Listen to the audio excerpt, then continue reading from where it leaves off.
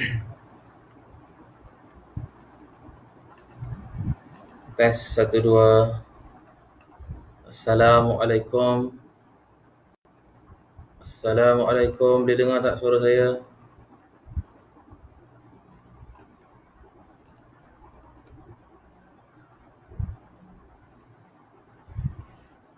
Assalamualaikum.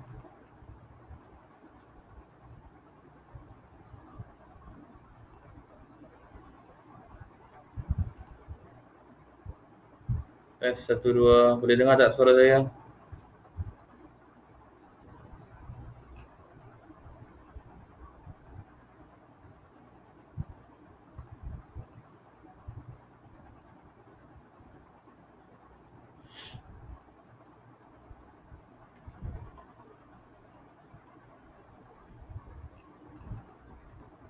Assalamualaikum. Boleh dengar tak suara?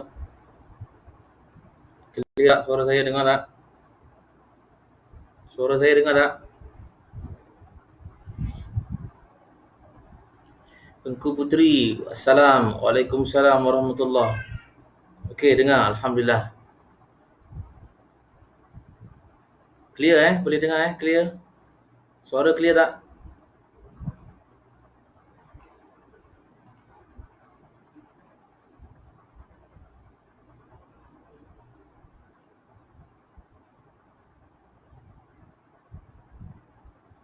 Okey.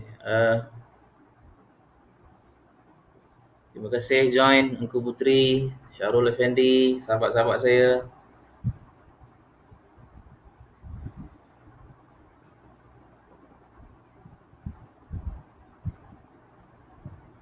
Iboy kirim salam. Waalaikumsalam warahmatullahi. Kirim salam balik dekat dia. Kirim salam balik dekat dia. Lama tak jumpa dia. Ariana Syad dengan Ustaz clear. Okey, terima kasih. Okey, kita nak mula. Kita sembang-sembang tapi kita nak cerita pasal Waalaikumsalam clear. Okey, alhamdulillah. Mantopo sahabat saya. Muhammad Mustaqim. Alhamdulillah clear. Assalamualaikum Ustaz. Waalaikumsalam. Apa khabar semua? Mudah-mudahan sehat.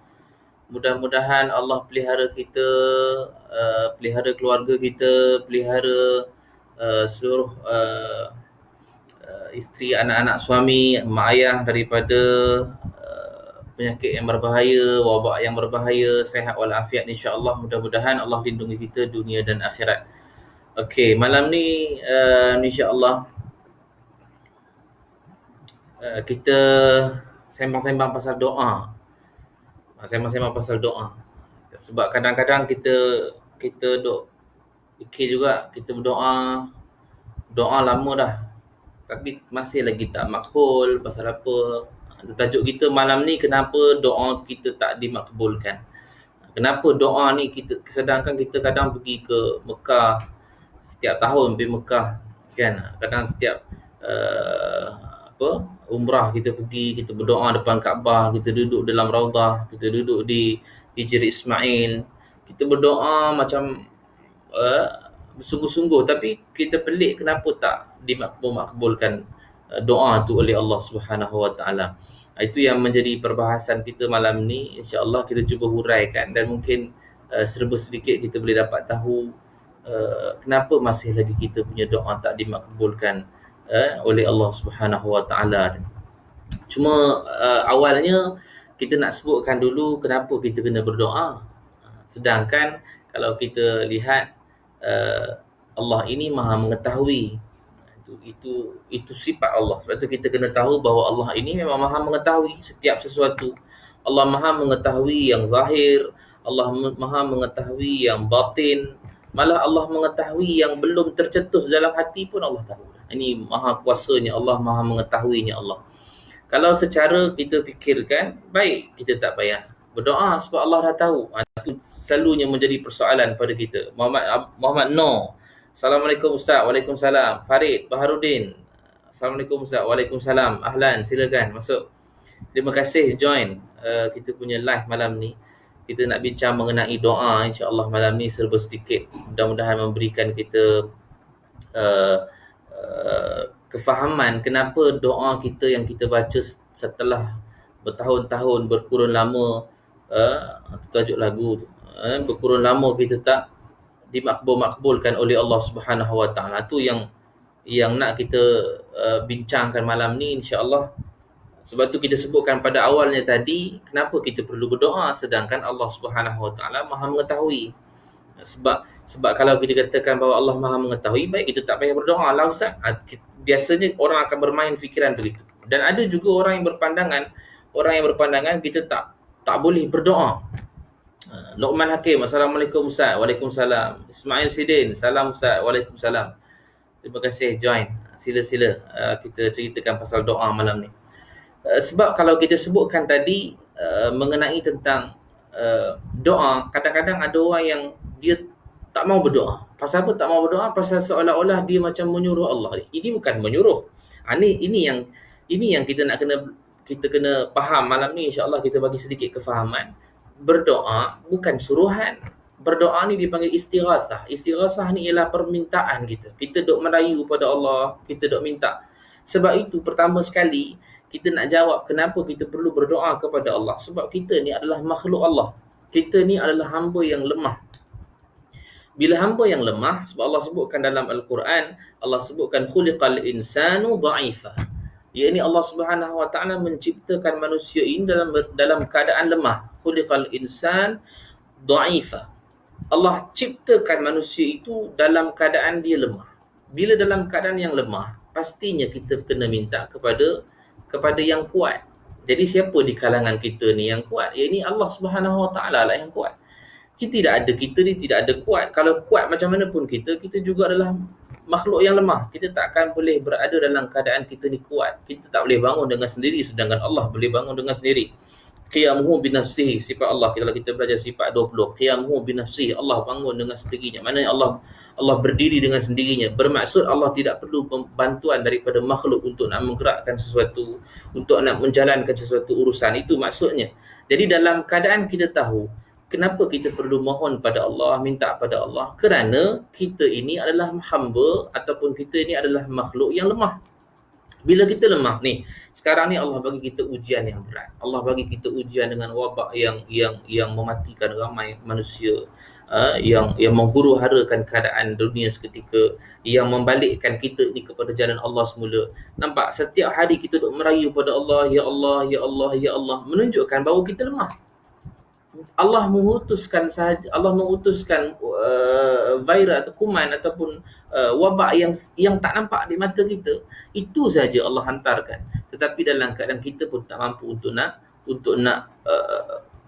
kalaulah kata kita kuat, kita tak mampu untuk nak menghapuskan wabak itu, melainkan kita kena minta tolong pada Allah Subhanahu Wa Taala, iaitu dengan cara kita berdoa kepada Allah Subhanahu Wa Taala. Allah nak dengar rayuan hamba-hamba dia.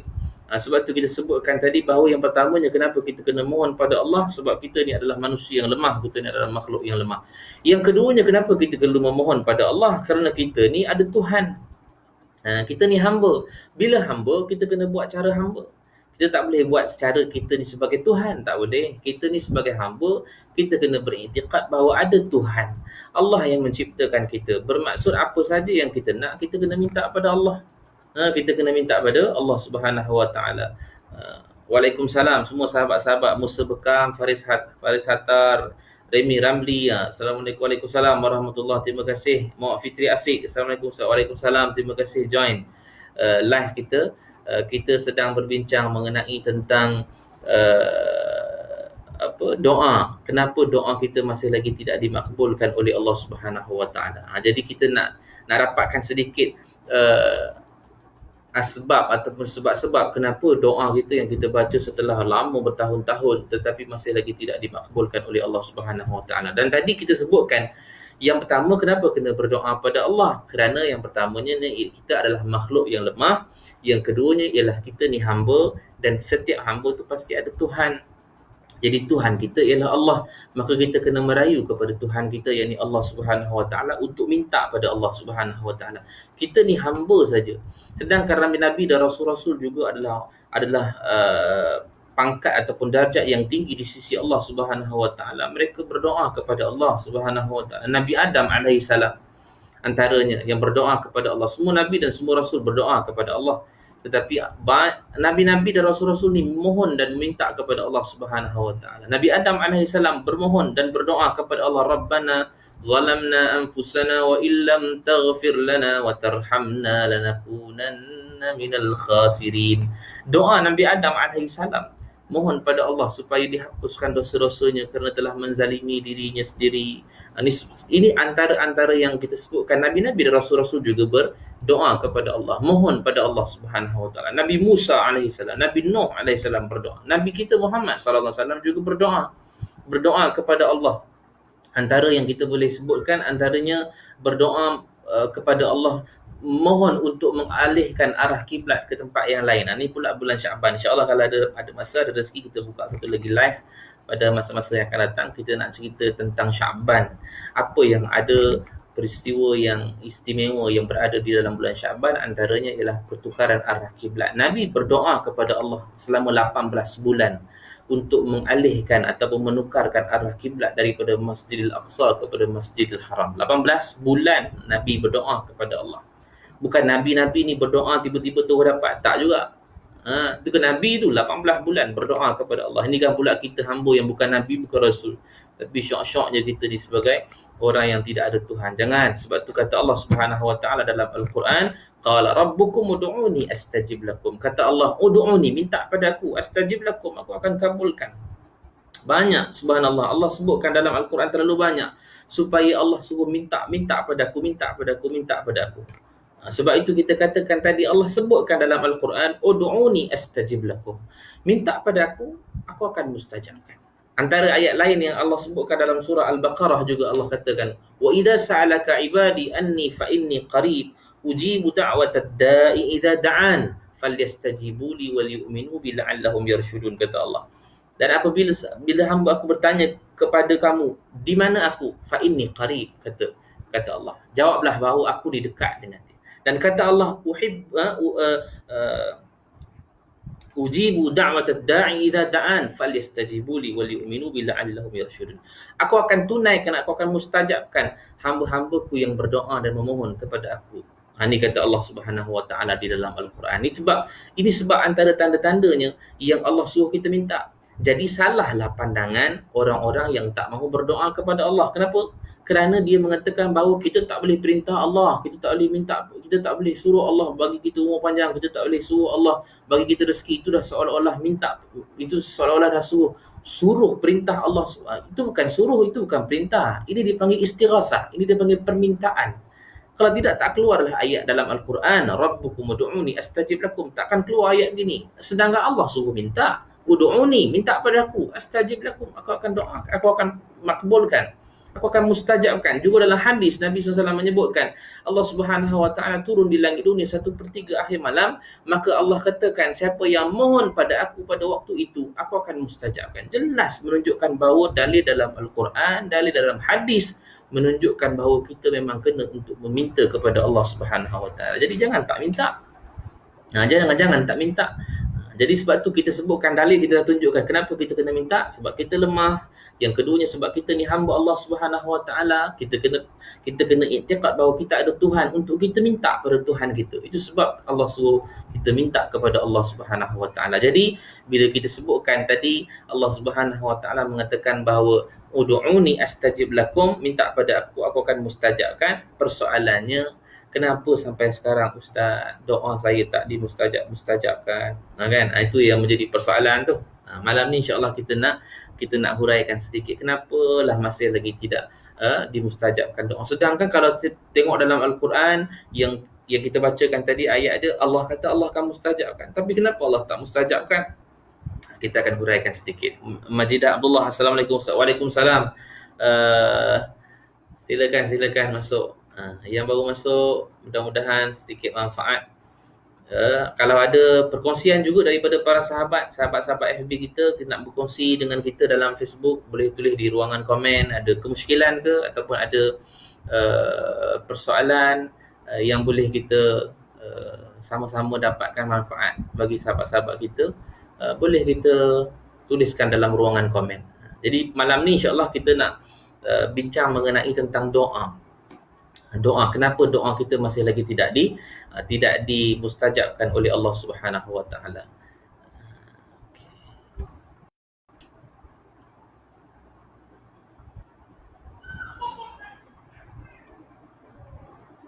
Okey, baik.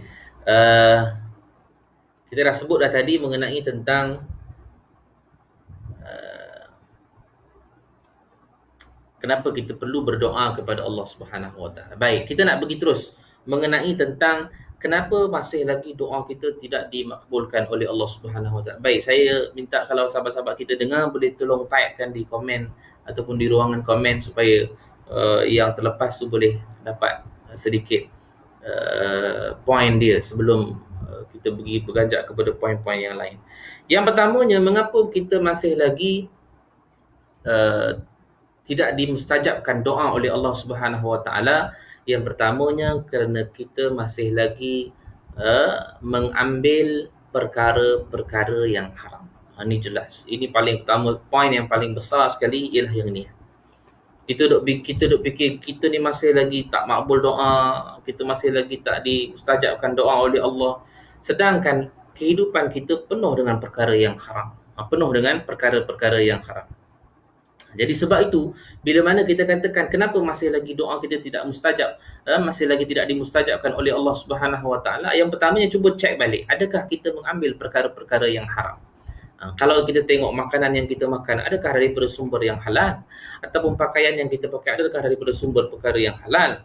Ataupun kita aktiviti yang halal, itu semua menjadi peranan kepada kita. Walaupun kita ni berdoa depan Kaabah sekalipun, walaupun tiap-tiap bulan pergi Kaabah ataupun pergi Mekah, Madinah, umrah sekalipun, kita berdoalah macam mana sekalipun, kalau dalam keadaan kita ini masih lagi mengambil perkara-perkara yang haram, maka tidak akan dimustajabkan oleh Allah. Dalilnya mana? Dalilnya dalam hadis Nabi SAW menyebutkan, dalam hadis riwayat Imam Muslim. Nabi SAW dalam hadis yang panjang, cuma saya nak quotekan sedikit di bawah hadis itu. Nabi SAW menyebutkan ada seorang laki-laki yang dia musafir. Tuan-tuan dengar baik-baik. Kita nak ceritakan bahawa daripada sudut dia ni, dia dah ada kategori-kategori yang nak dimustajabkan doa oleh Allah. Dia ni adalah seorang yang musafir. Okey, dia adalah seorang yang musafir, kemudian pakaian yang dalam keadaan yang lusuh, rambutnya tidak terurus. Kemudian kata Nabi, dia terus mengangkatkan tangannya ke langit, berdoa kepada Allah sambil dia mengatakan, Ya Rab, Ya Rab, Ya Rab. Berulang-ulang kali Nabi SAW menyebutkan bahawa dalam keadaan dia berdoa kepada Allah, dia ni adalah orang yang musafir, bajunya lusuh, rambutnya tidak terurus, menunjukkan kusut. Kemudian dia mengangkat tangannya ke langit, kemudian dia menyebut Ya Rab, Ya Rab. Apa dia? Dia nak mohon pada Allah, Ya Allah bagi aku ini, Ya Allah aku pohon ini. Tapi kata Nabi SAW, wa mat'amuhu haram. Kata Nabi, wa mat'amuhu haram, makanannya haram, wa mashrabuhu haram, minumannya haram, wa malbasuhu haram, pakaiannya haram. Kemudian kata Nabi, wa ghadui bil haram, kemudian apa yang masuk dalam badannya semuanya haram. Dan kata Nabi, fa anna yustajabu lahu. Bagaimana Allah nak memakbulkan doanya? Bagaimana Allah nak mustajabkan doa dia? Ini Nabi sebutkan 4 perkara. Nabi katakan bahawa seorang laki-laki ni dia musafir, kemudian dia mengangkat tangan dalam keadaan wajahnya dalam keadaan kusut masai kehidupannya ataupun pakaiannya, kemudian dia mengangkat tangan ke langit, kemudian dia minta pada Allah, Ya Rab, Ya Rab. Kata Nabi, makanannya haram, sedangkan waktu dia kehidupannya, makanannya haram, minumannya haram, pakaiannya haram, makanan yang masuk dalam badannya daripada sumber-sumber yang haram. Fa inna yustajabu lahu. Bagaimana Allah nak memakbulkan, nak mustajabkan doa dia sedangkan dia sedang mengambil perkara-perkara yang haram? Ulama bahas mengenai tentang hadis ini. Tuan-tuan tahu daripada hadis ini, laki-laki ini dia dah ada 4 syarat untuk memakbulkan doa. 4 syarat, bukan 1, 4 syarat telah boleh memakbulkan doa. Yang pertamanya kata Nabi, dia adalah orang yang musafir. Kita pun makruf dan kita pun tahu orang yang musafir ialah orang yang Allah tak tolak doa dia. Dia orang yang musafir, kata Nabi. Kalaulah dia orang yang musafir, kenapa Allah tak mustajabkan doa dia? Ni satu syarat dah ada pada dia. Dia orang yang musafir, pasti Allah akan mustajabkan doa dia. Yang keduanya, dia berada dalam keadaan kusuk masai. Kata ulama, dia berada dalam keadaan yang merendahkan diri. Tawaduk. Ini salah satu syarat untuk nak memustajabkan doa, kita kena berpakaian pun pakaian yang bukan lusuh, bukan, jangan pula pergi kita masjid pakaian koyak-koyak. Kata pasal apa pakai koyak-koyak? Tawaduk kata dia. Bukan tawaduk. Maksudnya dalam keadaan dia merendahkan diri. Dia dah ada dua syarat. Satunya dia adalah orang yang musafir, yang keduanya dia adalah orang yang merendahkan diri kepada Allah Subhanahu Wa Taala. Ialah dalam keadaan dia kusut masai, bajunya lusuh, dia menunjukkan bahawa dia adalah seorang hamba. Dua syarat dah ada. Yang ketiganya, dia telah menadahkan tangannya ke langit. Ini juga syarat untuk memakbulkan doa, mustajabkan doa. Syarat untuk mustajabkan doa ni ialah menadahkan tangan ke langit. Nabi SAW ni kalau berdoa angkat tangan tinggi sampai sahabat kata kami nampak ketiak putih Nabi. Kita sebut kita ya.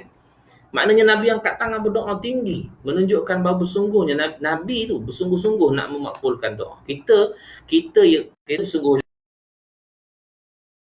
juga tu mungkin bersungguh lah. Kita pun doa amin, amin, imam baca doa kat depan. Sembahyang jemaah kan.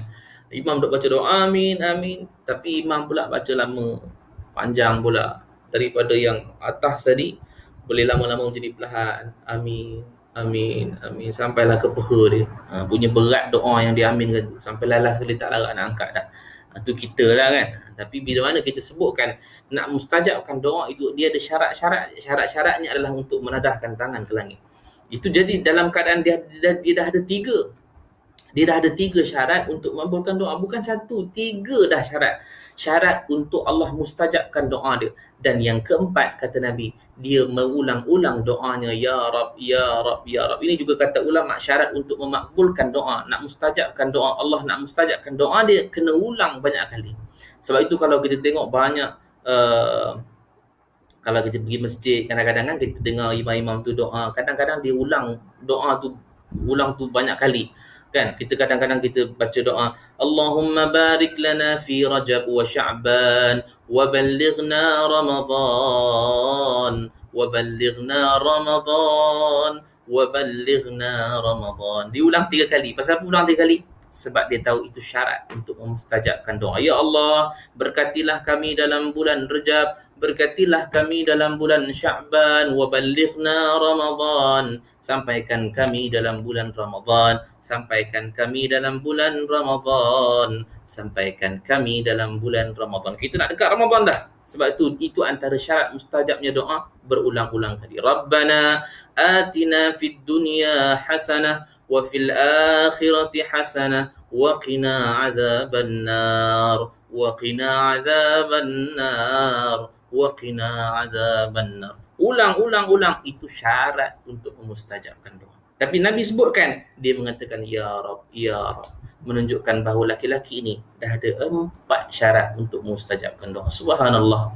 Tapi cuba bayangkan 4 perkara yang ada pada dia untuk dimustajabkan doa.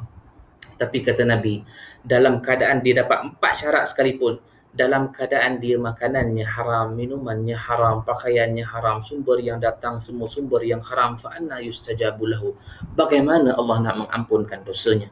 Walau ada 100 syarat sekalipun untuk memustajabkan doa, pasti dia tidak akan dimustajabkan doanya oleh Allah Subhanahu Wa Taala. Subhanallah, ini satu benda yang dapat memberikan satu jawapan buat kita. Kenapa masih lagi doa kita tidak dimustajabkan oleh Allah Subhanahu Wa Taala? Saya tak kata kita ambil perkara yang haram, tapi cuba periksa, adakah perkara dalam kehidupan kita ada ambil perkara-perkara yang haram?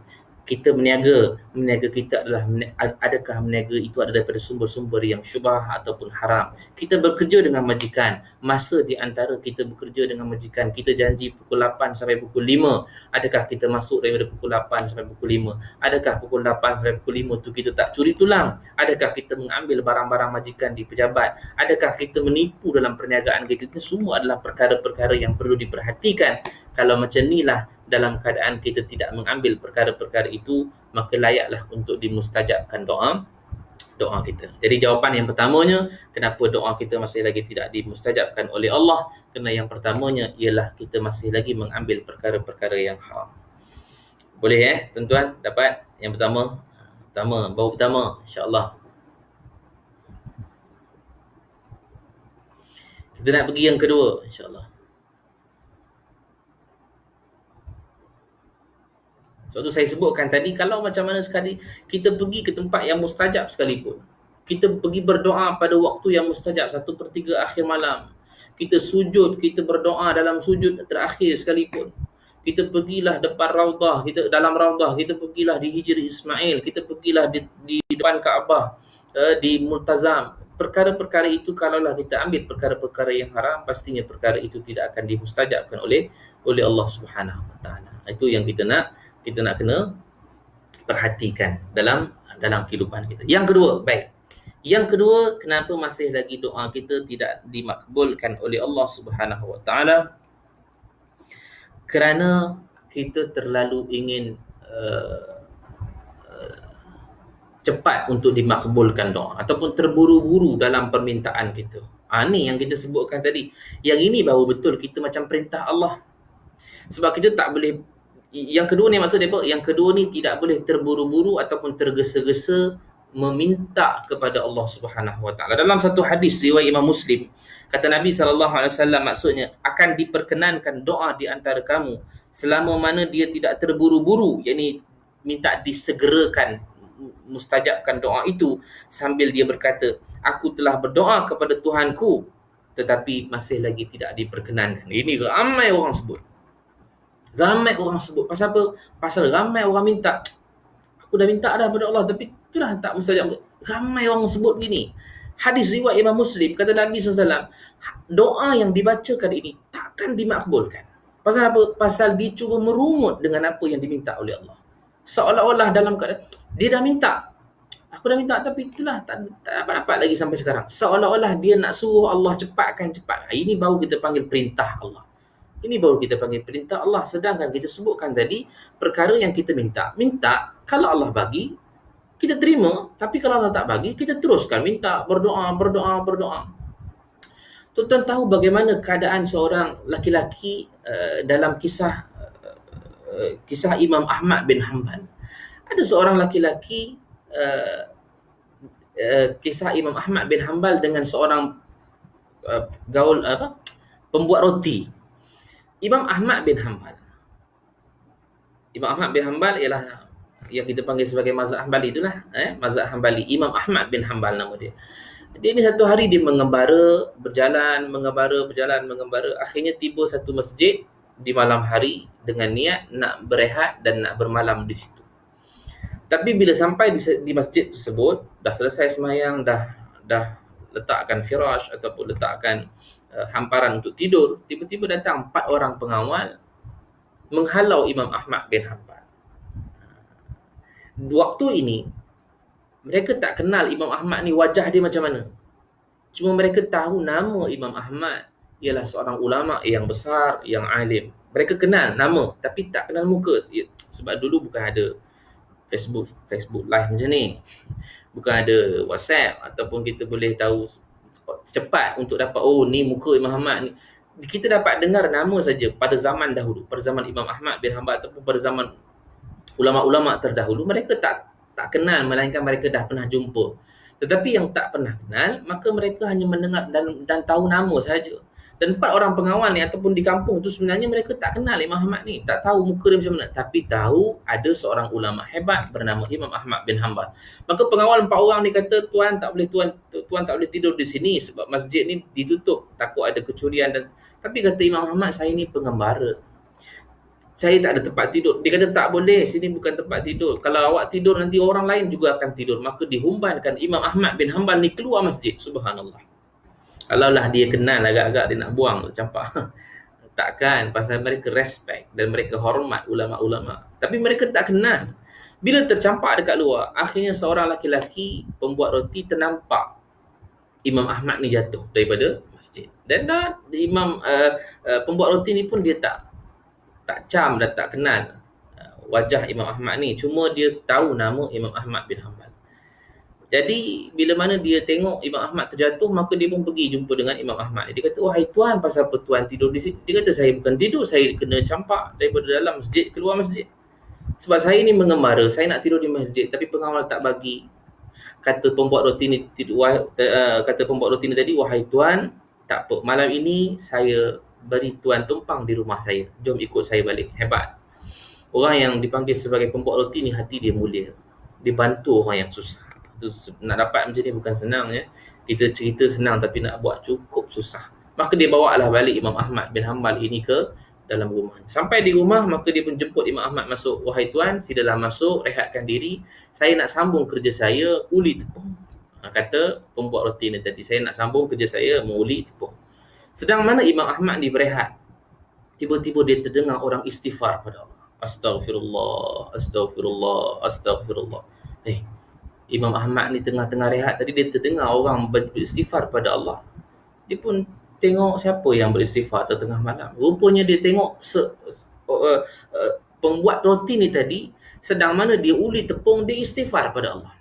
Sedang mana dia uli tepung dia, astagfirullah, astagfirullah. Ni pun saya nak sarankan juga pada isteri-isteri yang sedang menonton, suami-suami pun yang suka memasak kan. Isteri-isteri yang sedang memasak, bolehlah kita lafaz daripada mulut ni, jangan kita keluar benda-benda yang tak berfaedah. Kita boleh istighfar, kita boleh zikir, kita boleh selawat, kita boleh baca Fatihah sedang masak tu. Makanan tu akan jadi berkat. Dengan sebab apa? Dengan sebab kita duk lafaz benda-benda yang baik-baik ni. Jadi kalau kita masak nasi ke, bacalah Fatihah ke. Kita duk masak lauk, kita istighfar lah. Kita duk masak lauk ataupun masak apa-apa saja, kita zikir pada Allah supaya masakan itu jadi barakah. Jadi bila mana dia nampak pembuat roti ni diuli tepung sambil istighfar pada Allah, maka terdetik dalam hati Imam Ahmad bin Hanbal. Imam Ahmad ini orang yang alim. Dia ini adalah orang yang bijak. Kata Imam Ahmad bin Hanbal dalam hati dia, kata ini bukan orang biasa. Pembuat roti ni mesti orang yang luar biasa. Maka dia pun pergi jumpa dengan pembuat roti ni. Dia kata, wahai tuan, saya tengok tuan beristighfar pada Allah sambil tuan uli tepung. Saya rasa tuan adalah orang yang istimewa di sisi Allah. Ada tak apa-apa yang Allah berikan sesuatu yang istimewa pada kamu? Subhanallah. Tengok Imam Ahmad tanya pembuat roti ni. Ada tak apa-apa yang istimewa yang Allah berikan pada kamu? Kata pembuat roti ni tadi, dia kata ada.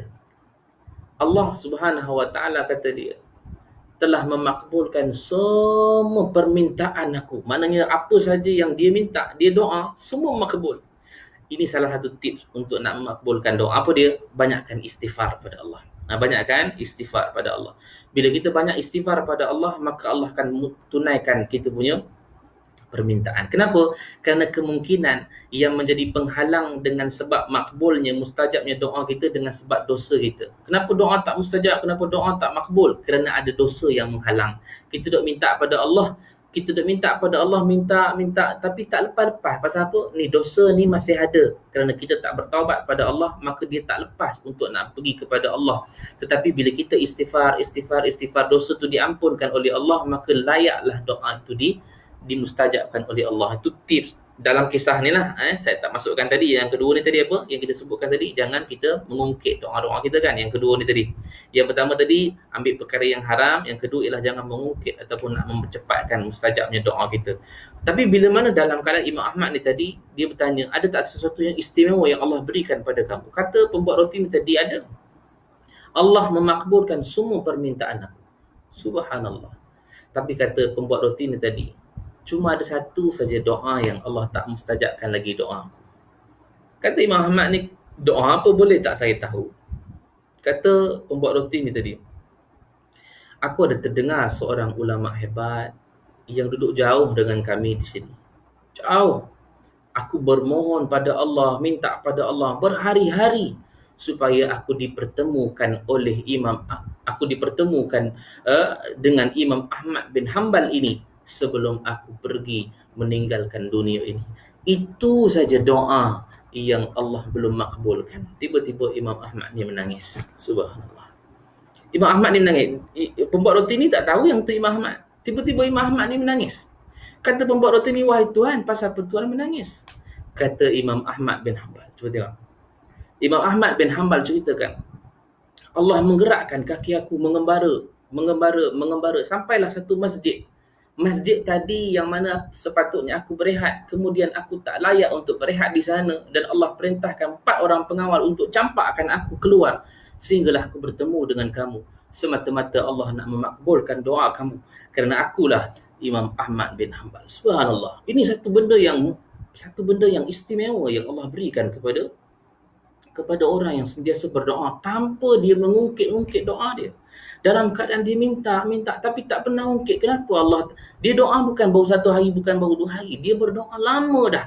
Cuma dia minta pada Allah, ya Allah berikan aku bertemu dengan ulama hebat bernama Imam Ahmad bin Hanbal sebelum aku meninggalkan bumi ini atau meninggalkan dunia ini. Allah makbulkan doa dia dengan sebab dia bersabar dengan doa yang dia minta. Sebab tu kita sebutkan tadi, bila mana kita berdoa pada Allah, kenapa doa kita masih lagi tak dimustajabkan oleh Allah? Kerana kadang-kadang biasanya kita mengungkit. Aku dah doa dah, tapi kenapa Allah tak bagi-bagi lagi? Aku setiap tahun pergi Mekah, pergi Madinah. Setiap kali Ramadan aku qiyamul lail. Setiap kali Ramadan aku minta pada Allah, tahajud pada Allah. Tiap-tiap malam aku bangun 1/3 akhir malam. Tapi kenapa Allah tak bagi? Ini sebab kita mengatakan tadi bahawa tidak dimakbulkan mustajabnya doa kerana kita mengungkit akan permintaan kita. Sebab itu dia tak panggil istighasah, dia tak panggil permintaan. Dipanggil sebagai itu adalah perintah Allah. Kalau Allah nak bagi bila-bila Allah boleh bagi. Bukan kita katakan kenapa tak bagi. Mungkin Allah nak bagi 10 tahun akan datang. Mungkin Allah nak bagi 20 tahun akan datang. Mungkin Allah nak bagi besok di hari akhirat. Dan mungkin bukan kita yang dapat, mungkin anak cucu kita yang dapat. Itu saja yang kita boleh fikir dalam mindset kita supaya kita husnuzan dengan Allah Subhanahu Wa Taala. Jadi itu yang kedua, saya nak kena ringkaskan dapat 10. Yang kedua adalah tidak mengungkit dengan doa yang kita mohon kepada Allah Subhanahu Wa Taala. Yang ketiga, kenapa doa kita masih lagi tidak dimustajabkan oleh Allah Subhanahu Wa Taala? Kerana kita masih lagi melakukan dosa dan maksiat. Kita minta kepada Allah tapi kita masih lagi buat dosa, buat maksiat. Tadilah sama seperti hadis yang awal tadi kita bacakan. Dia masih lagi buat perkara-perkara yang haram. Dia ambil benda-benda yang haram. Dosa maksiat ni benda yang haram lah. Minta pada Allah tapi berjudi. Minta pada Allah tapi mengumpat. Minta pada Allah tapi tak tutup aurat. Itu semua benda-benda yang menyebabkan doanya terhalang daripada dimustajabkan oleh Allah Subhanahu Wa Taala. 3 maknanya masih lagi melakukan dosa dan maksiat menjadi penghalang doanya untuk dimustajabkan oleh Allah Subhanahu Wa Taala. Yang keempat, kenapa doa kita masih lagi tidak dimustajabkan oleh Allah? Kerana kita meninggalkan perkara yang diwajibkan oleh Allah Subhanahu Wa Taala. Ini lagi tak logik.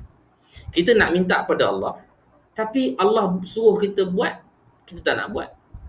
Kita nak minta pada Allah murah rezeki, nak minta Allah panjang umur, tapi bila mana dalam keadaan Allah perintahkan untuk kita solat, kita tak nak solat. Bila Allah perintahkan untuk kita puasa, kita tak nak puasa. Bila Allah perintahkan kita tutup aurat, kita tak nak tutup aurat. Tapi nak minta pada Allah. Itu sebabnya jangan kita tinggalkan perkara yang telah ditaklifkan, iaitu yang telah diwajibkan ke atas kita. Allah suruh kita semayang, kita semayang. Allah suruh kita puasa. Segala apa yang Allah perintahkan pada kita, kita kena buat dulu. Jadi kenapa kadang-kadang kita fikir, kenapalah aku punya doa masih lagi tak dimustajabkan? Cubalah check list kita. Adakah kita masih lagi tertinggal benda-benda yang telah diwajibkan? Cukup check 5 rukun Islam ni dulu. Cuba check yang 5 rukun Islam yang utama ni dulu. Lepas tu baru pergi check yang lain-lain. 5 rukun Islam yang pertama ni syahadah kita. Syahadah kita ni, cuba check balik, adakah kita ini telah melakukan perkara-perkara yang telah membatalkan syahadah kita? Ni pembahaya ni. Syahadatain, 2 kalimah syahadah, asyhadu an la ilaha illallah wa asyhadu anna Muhammad Rasulullah. 2 kalimah syahadah ni boleh terbatal dengan sebab mungkin i'tiqad kita telah beriktikad bahawa ada lagi Tuhan selain daripada Allah. Mungkin kita mengambil perkara-perkara yang lain untuk menjadi bantuan kepada kita selain daripada Allah. Boleh terbatal kita punya syahadah. Ini kena buka kita akidah bagaimana boleh terbatalnya syahadah kita. Yang keduanya solat. Adakah kita telah pun melakukan dan melaksanakan solat yang telah diperintahkan oleh Allah? Ini solat yang wajib dulu, cek yang wajib dulu. 5 waktu ini adakah kita telah buat? Yang ketiganya puasa. Adakah kita telah melakukan puasa Ramadan yang telah diwajibkan pada kita? Adakah benda-benda yang kita tertinggal ke bagaimana semua? Cek yang wajib ni dulu. Yang keempat, zakat. Adakah zakat kita telah sempurna? Zakat fitrah, zakat harta, ada 2 Zakat fitrah ni biasa orang buat Ramadan tu lah. Zakat fitrah ni adalah Ramadan tu lah, yang kita tengok orang beratur ramai tu, kita pun teringat, aku tak bayar zakat lagi. Itu zakat fitrah. Yang kedua ni zakat harta. Bila zakat harta ni kita kena tengok harta yang kita ada.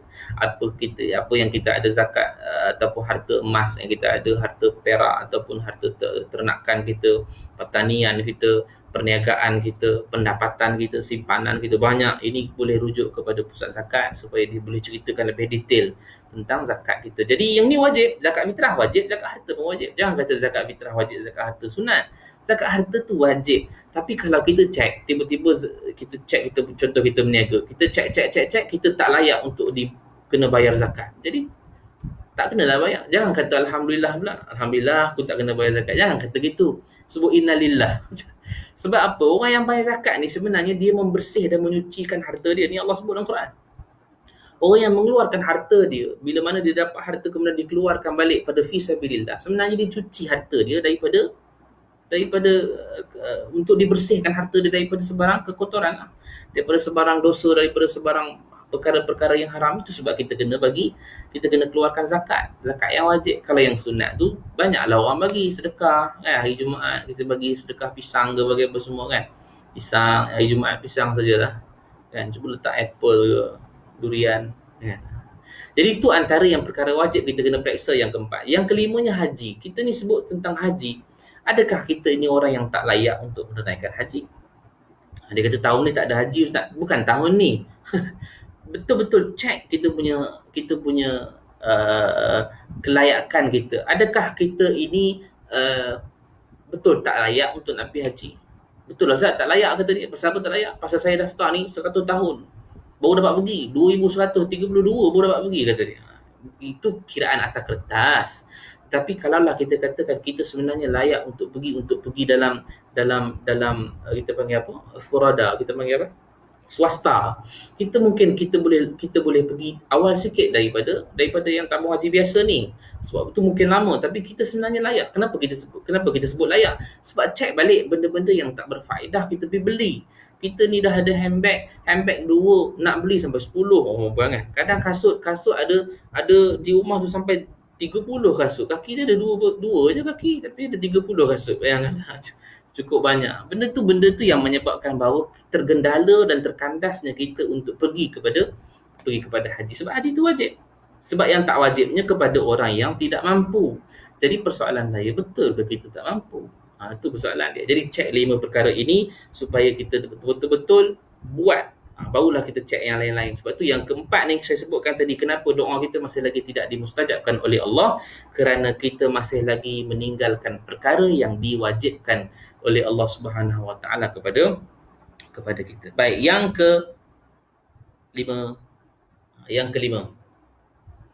yang kelima, kenapa doa kita masih lagi tidak dimustajabkan oleh Allah? Kerana tidak yakin dengan permintaan kita. Ini pun bahaya ni. Tidak yakin dengan permintaan kita. Duk minta pada Allah, ya Allah, kalau lah kau nak bagi aku, bagilah, tak nak bagi sudah. Itu masalah kita ni. Kita duk sebut perkataan-perkataan yang tidak confident dengan apa yang kita minta pada Allah. Sebab dalam hadis riwayat Imam Tirmizi, kata Nabi SAW, berdoalah kepada Allah, kata Nabi. Berdoalah kepada Allah dalam keadaan kalian yakin akan dimakbulkan doa ini oleh Allah Subhanahu Wa Taala. Ketahuilah sesungguhnya Allah tidak akan mengkabulkan doa daripada hati orang yang lalai. Ini sebenarnya kita kena tahu. Bila mana kalau dalam keadaan kita berdoa, kita yakin sungguh bahawa doa yang kita minta tu Allah pasti akan mustajabkan. Bila? Tak tahu. Janganlah kita kata saya doa ni Ustaz tapi tak turun pun sekarang, tak ada pun. Bukan maksudnya kita minta tu dapat on the spot. Macam tu ramai orang nak. Kan, minta je dapat, seronoklah kita. Dia boleh jadi Allah bagi dia, mungkin ada orang kadang Allah bagi tak minta tangan, tak darah tangan pun, terdetik hati je. Bila terdetik hati, tiba-tiba Allah bagi dia. Lepas habis sembahyang Jumaat, tiba-tiba rasa nak makan cendol, tapi duit tak cukup. Tiba-tiba ada jumpa kawan tengah makan cendol, dia pun panggil, mainlah makan cendol, aku belanja. Rezeki, dia tak darah tangan pun, tapi mustajab permintaan dia. Ada orang kadang-kadang begitu. Tapi ada orang kadang dia berdoa, kadang seminggu baru dapat, kadang setahun baru dapat, kadang 10 tahun baru dapat. Ni kita berdoa, ada orang yang kadang nak pergi haji, dia duit dah cukup dah, tapi dia punya tu tak lepas lagi tempoh dia. Dia berdoa setiap tahun, setiap hari berdoa. makin lama makin dekat nak pergi. Agak-agak berapa tahun baru dapat makbul doa tu untuk pergi ke Mekah. Lama, kadang ada orang 10 tahun baru mustajab doa dia untuk menjadi duyufur rahman. Ini untuk menjadi tetamu-tetamu Allah di Mekah ataupun menjadi tetamu Allah di Mekah dan Madinah. Lama menunjukkan bahawa doa itu tak mustajab on the spot. Allah lah Allah nak bagi bila. Tapi dia mesti yakin bahawa doa itu dimustajabkan. Mintalah ya ni. Contohnya kita sedang ditimpa musibah. Doa, tuan-tuan, ramai-ramai berdoa pada Allah. Janganlah duk fikir kalau macam ni lah hari-hari 200 orang, kita pun tahu kan 100 lebih orang positif, 200 lebih orang. Janganlah duk fikir kalau macam ni tak habislah kita punya COVID ni, tak habislah kita punya virus. Jangan fikir itu. Kita kena fikir, kita doa pada Allah, ya Allah, pasti virus ini akan diangkat oleh Engkau, wahai Allah. Fikir itu. Doa lah, kita doa sama-sama yakin bahawa satu hari nanti bumi ini akan disucikan, dibersihkan oleh Allah. Tak ada lagi virus, tidak ada lagi wabak yang ada dalam muka bumi ini. Sebab doa kita adalah doa yang mustajab. Itu kata. Tapi kalau dia fikir Allah macam ni lah, kalau banyak ada orang mati setiap hari ramai begini, macam ni tak habis lah kita punya. Itu takkan mustajab lah doa. Sebab apa tak mustajab? Sebab yang ke apa tadi? Lupa dah. Yang kelima ni tadi ialah tidak yakin akan doa yang dibaca. Sampai ada orang tulis tu Asri Rizwan, dia tulis yang kelima tidak yakin dengan doa yang dipohon pada Allah. Terima kasih Asri Rizwan. Masya-Allah. Siapa ni kawan-kawan? Masya-Allah. Sahabat-sahabat kita ni, ustaz bacaan doa selepas solat dalam bahasa Arab. Tapi doa tu tak tahu maknanya. Sebab kita hafal dah lama dari dulu, adakah diterima doa tu ustaz? Doa yang kita baca sepatutnya perlu kita faham. Kalau tak faham, kita takkan dimustajabkan doa. Doa kita minta tapi tak faham. Agak-agak dapat kita minta apa sebenarnya tu? Kita minta apa sebenarnya pada Allah Subhanahu Wa Taala? Melainkan kalau bukanlah maksud saya suruh pergi belajar bahasa Arab, tidak. Contohnya begini, kita baca Rabbana atina fid dunya hasanah. Kita tahu doa tu adalah minta baik dunia dan akhirat. Cukuplah, tak payahlah tahu Rabbana tu apa, atina tu apa, fi tu apa, aduh tak payah. Kita cukup tahu doa yang kita minta tu apa. Rabbirfirli wa liwalidayya. Itu doa. Oh, itu minta doa menghapuskan dosa saya, dosa ibu bapa saya. Itu kita fahamlah, tak perlulah kita faham bahasa Arab dia. Supaya kita faham bahawa oh ni doa untuk yang ni. Doa untuk panjang umur, doa untuk penghapus dosa. Dan lebih baik saya sarankan kita berdoa dengan bahasa Melayu. Itu orang Melayu kan? Jadi orang Melayu baca Melayu lagi feel. Bila kita baca doa, kita baca dengan bahasa Melayu. Seronok tak? Seronok. Ya Allah, Ya Rahman, Ya Rahim, kami menadah tangan memohon kepadamu, Ya Allah. Ampunkan dosa kami, Ya Allah. Ampunkan dosa kedua ibu bapa kami, Ya Allah. Ampunkan dosa ahli keluarga kami, Ya Allah. Kita baca tu kita jadi feel. Pasal apa feel? Pasal kita faham. Tapi kalau kita duk baca Rabbirfirli wa liwalidayya, bolehlah faham kalau orang yang faham. Tapi kalau orang tak faham, macam tu dia. Rugi sikit. Sebab kita doa ni kita kena faham apa yang kita minta. Bila kita faham apa yang kita minta, maka insya-Allah dimakbulkan doa tu oleh Allah Subhanahu Wa Taala. Saya dah sedekahkan pada yang memerlukan. Apa tu? Muhammad Zikri, muhasabah diri sebentar melihat terlalu banyak kekurangan dalam diri ada kala terlepas pandang apa yang perlu diutamakan lebihkan kehendak dunia. Allahu Akbar. Semoga sedikit sebanyak dapat memperbaiki kekhilafan yang lalu. Terima kasih Ustaz. Baik, insya-Allah mudah-mudahan kita semua banyak khilaf, kita semua banyak dosa, kita semua banyak benda-benda yang kita lakukan. Kita lemah, kita banyak dosa, kita banyak maksiat. Cuma jangan diceritakan dosa dan maksiat itu pada orang lain. Biarlah kita simpan dalam diri kita sampai kita mati. Apa yang lalu, biarkan berlalu. Bukan maksudnya biarkanlah berlalu tu kita masih lagi buat, itu tak taubat lagi. Kita biarkan benda-benda yang jahil yang kita buat pada satu ketika dahulu, dosa dan maksiat yang kita buat pada satu ketika dahulu, biarkan dia berlalu dan jangan diceritakan langsung pada orang. Sebab kalau orang yang menceritakan tentang keaiban diri, dia kata Nabi, kullu ummatin mu'afan illal mujahirin, kata Nabi. Setiap umat aku akan diampunkan oleh Allah dosa-dosanya illal mujahirin, melainkan orang yang menceritakan dosanya pada orang lain, Allah takkan ampunkan dosanya. Nauzubillah min zalik. Kita ni semua orang buat masalah, kita semua orang yang buat dosa, kita semua orang yang buat maksiat. Tapi pelihara diri kita, mudah-mudahan kita mati dalam keadaan kita bukan tengah buat dosa dan maksiat. Itu yang kelima. Apa yang kelima tadi? Tidak yakin dengan doa yang kita baca. Yang keenamnya, Ni yang keenam, yang terakhir lah. Saya ingat yang terakhir lah. Kita dah lama dah ni. Yang keenamnya, kenapa doa kita masih lagi tidak dimustajabkan oleh Allah Subhanahu Wa Taala? Kerana perancangan Allah itu lebih terbaik daripada perancangan kita. Kita mungkin minta, ya Allah, aku nak naik pangkat, ya Allah, ya Allah, aku nak murah rezeki, ya Allah, ya Allah, aku nak naik kereta Alphard, ya Allah, ya Allah, aku nak naik motor so, ya Allah. Contohlah kan, kita, ya Allah, aku nak pergi New York, ya Allah. Mungkin kita minta itu satu benda yang belum lagi Allah Subhanahu Wa Taala nak bagi. Kadang ada orang nak minta kaya, nak minta nak kaya. Nak minta ni minta saja kadang-kadang kita duk minta, bukan tak boleh, minta lah, sebab kita ada Tuhan, kita ada Allah, minta. Tetapi dalam keadaan boleh jadi Allah nak bagi benda tu belum sampai lagi. Mungkin tak layak. Sebab mungkin kalau saya kalau kita minta, kemudian Allah bagi, berkemungkinan kamu tak akan minta lagi pada Allah. Maksudnya begitulah. Maksudnya perancangan Allah itu lebih baik daripada apa yang kita minta. Ya Allah, aku nak kaya, ya Allah, aku nak kaya, ya Allah. Berapa lama dia minta nak kaya? Mungkin 15 tahun, mungkin 20 tahun. Dia minta nak kaya. Hari-hari pergi masjid, hari-hari semayang awal waktu, hari-hari semayang secara berjemaah. Tiba-tiba Allah bagi dia kaya. Selepas 20 tahun, dia tidak lagi bermohon pada Allah, tak minta lagi pada Allah, tak pergi masjid, tak pergi berjemaah. Pasal apa dah jadi kaya? Bila kaya, sibuk. Bila sibuk dah tak ingat nak pergi masjid. Bila dah tak ingat pergi masjid, dah tak boleh nak sembahyang jemaah. Tak boleh nak sembahyang jemaah, dah tak boleh nak beribadah kepada Allah.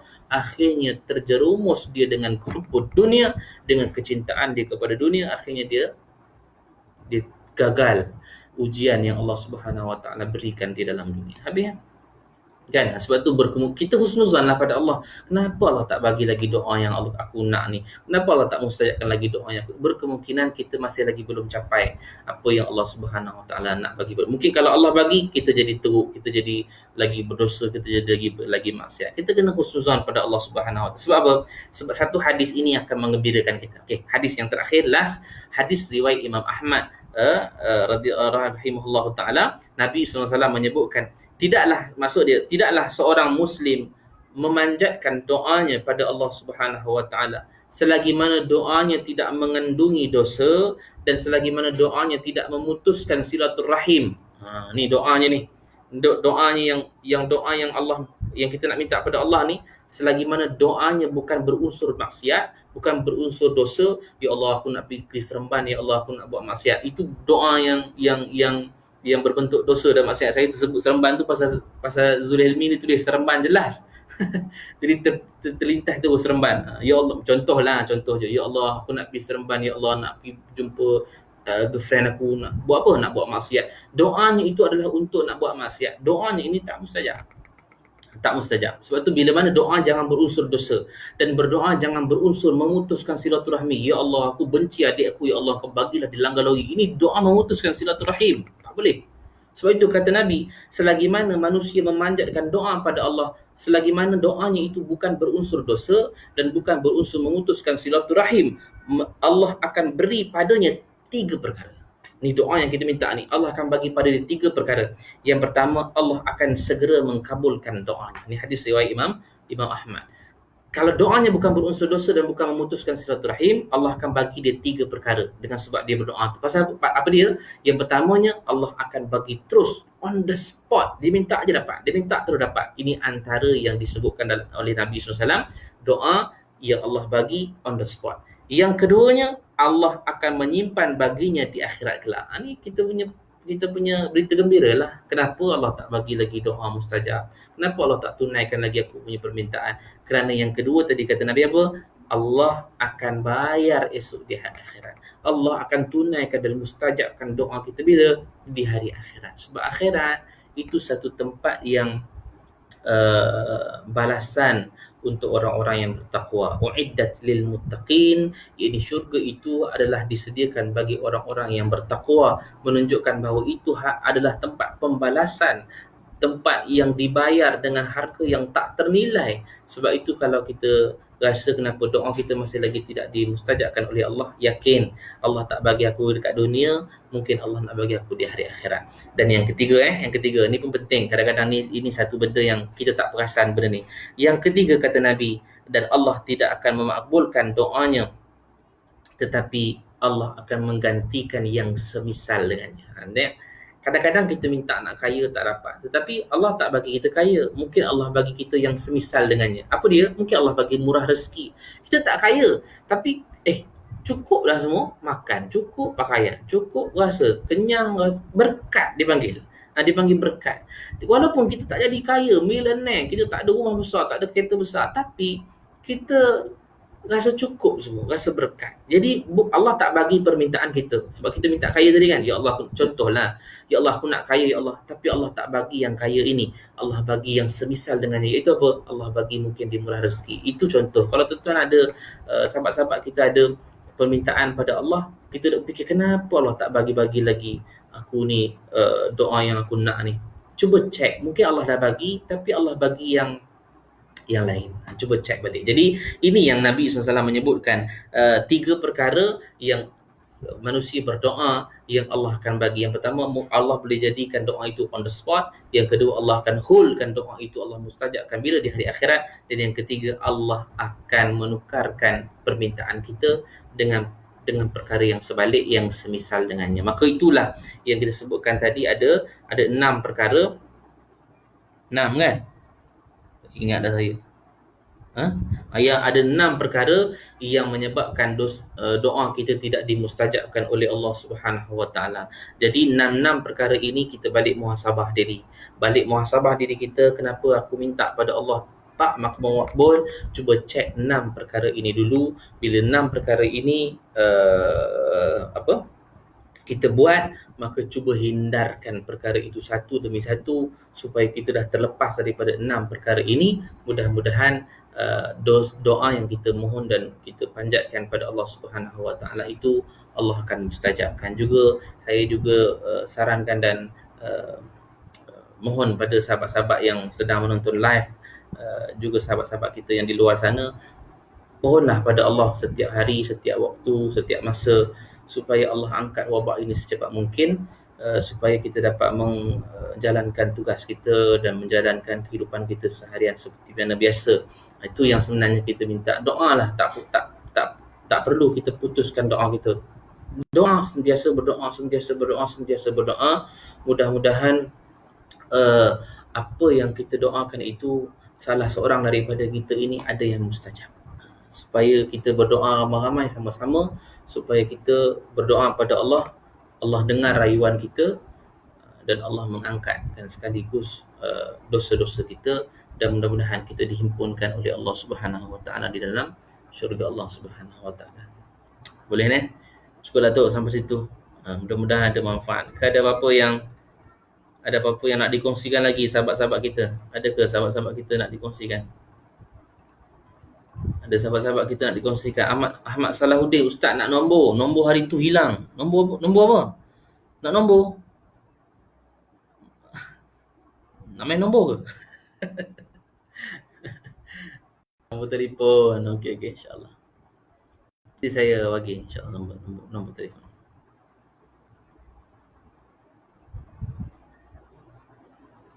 Boleh ya sahabat-sahabat semua, dapat 6 perkara yang telah kita sebutkan tadi, perkara yang tidak memakbulkan, tidak memustajabkan doa. Muhammad Rizal, terima kasih Ustaz. Sama-sama, insya-Allah. Mudah-mudahan ada manfaat. Bantu-bantu share insya-Allah supaya kita dapat juga manfaat dan pahala yang berterusan. Pahala yang berterusan bila mana kita mengajak orang membuat kebaikan. Tapi janganlah kita tak buat, kita buat sama. Sebab kita mati besok, kita dah tak ada lagi amalan yang boleh buat, melainkan Melainkan ilmu yang kita sampaikan. Ilmin yuntafa'u bih, ilmu yang dimanfaatkan oleh orang lain. Kita tak mampu nak buat kebaikan, maka kita sebarkan kebaikan supaya orang lain buat. Tak ada apa dah, lambat masuk dah tadi Zulhilmi kata. Okey, insya-Allah boleh tengok balik, kita save dekat Facebook. Insya-Allah kita ada simpan. Mudah-mudahan ada manfaat. Cukup sekadar itu. Mudah-mudahan kita jumpa lagi. Wallahu a'lam. Aqul qawli hadza wa astaghfirullahal azim wa li wa lakum. Assalamualaikum warahmatullahi wabarakatuh.